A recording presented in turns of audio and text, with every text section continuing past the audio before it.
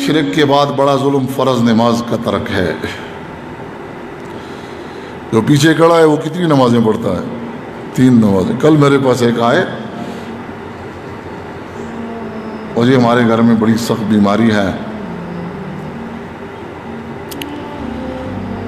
اور ڈاکٹروں نے جواب بھی دے دیا ہے. اب ہم گھر میں ختم قرآن پڑھتے ہیں اور کچھ دم بھی کرتے ہیں, کچھ تعویذ بھی لگا دیے ہیں. تو کسی بیماری کے بارے میں مشورہ کر رہا تھا, جو بہرحال میں نے اس کو دوا دی. میں نے کہا کتنے ختم کرتے ہو؟ کہنے لگے وہ سارے گھر والے پڑھتے ہیں, دن میں 2-3 ختم. تو میں نے اس سے پوچھا آپ نمازیں کتنی پڑھتے ہیں؟ کہنے لگے جی صبح کی نماز نہیں پڑھی جاتی ہے, بس 4 پڑھ لیتا ہوں. کتنی پڑھ لیتا ہوں؟ 4 پڑھ لیتا ہوں. میں نے اسے کہا کہ 1 کروڑ قرآن پاک کے ختم کر لو روزانہ. کتنے؟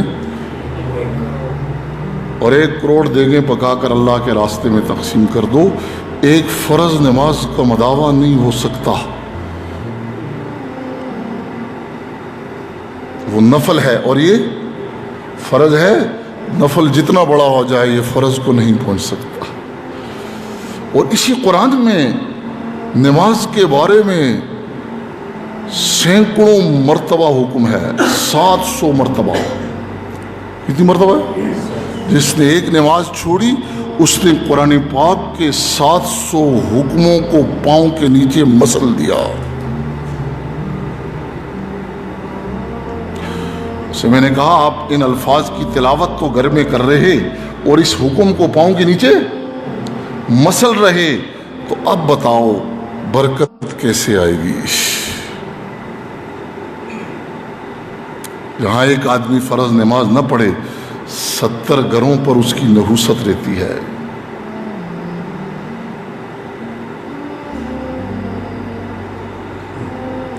اب اسی گھر میں جس میں الفاظ کی تلاوت ہوتی ہے, اسی گھر میں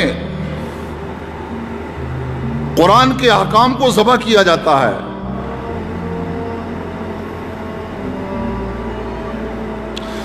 اب گھر میں ایک بالغ نے اگر فرض نماز نہیں پڑھی ہے, اس نے 700 قرآنی حکموں کو پاؤں کے نیچے دبایا ہوا ہے, تو یہ 700 آیات پڑھنے سے برکت آئے گی کہ اس ایک فرض کے ادا کرنے سے ہوگی؟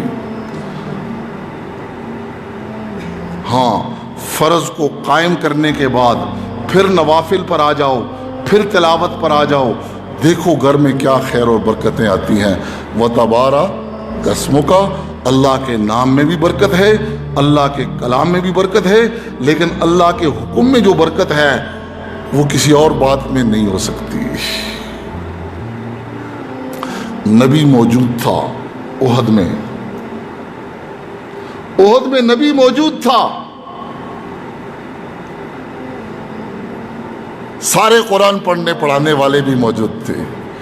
ایک حکم ٹوٹا, وہ بھی اجتہادی غلطی سے, مدد پیچھے ہٹی کہ نہیں ہٹی؟ آج میرے اور آپ کے گھروں میں نبی بھی موجود نہیں ہے اور خدائی احکام توڑے جا رہے. بیوی توڑ رہی, بیٹا توڑ رہا, بہن توڑ رہی, بھائی توڑ رہا, اور حاجی صاحب اور نوازی صاحب کے ماتھے پر شکم بھی نہیں آ رہے. یہ گھر ہیں کہ خدائی حکموں کے سلاٹر ہاؤس ہیں؟ یہ تو مذبح خانے ہیں, یہ مذبح خانے ہیں. اس صاحب کو میں نے یہ بات کہی,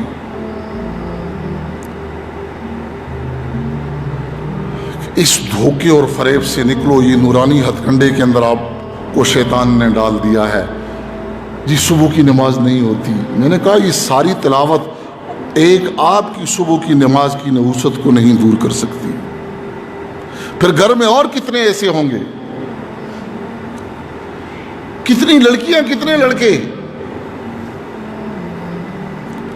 بڑا عابد وہ نہیں ہے جو ساری رات نفل پڑھے, فرمایا بڑا عابد وہ ہے جو ایک منکر کو چھوڑ دے.